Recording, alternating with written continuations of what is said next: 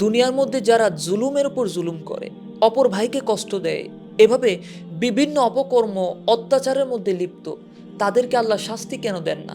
নবীজি ইরশাদ করছেন, আর জুলমু জুলুমাতু ইয়াউমাল কিয়ামাতি, যারা দুনিয়াতে জুলুম করছে, অবিচার করছে, তাদেরকে প্রত্যক্ষ বা পরোক্ষভাবে হয়তো আল্লাহ কোনো শাস্তি দুনিয়ার মধ্যে দিচ্ছেন না, তবে কাল কিয়ামতের ময়দানে কিন্তু ওনারা পার পাবেন না।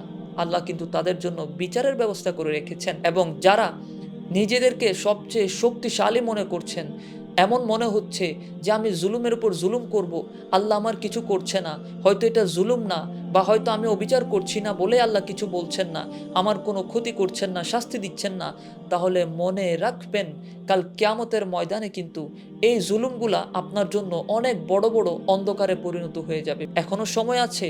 কাল কিয়ামতের ময়দানে অন্ধকারে নিপতিত হতে না চাইলে অপরের উপর জুলুম করা বন্ধ করুন।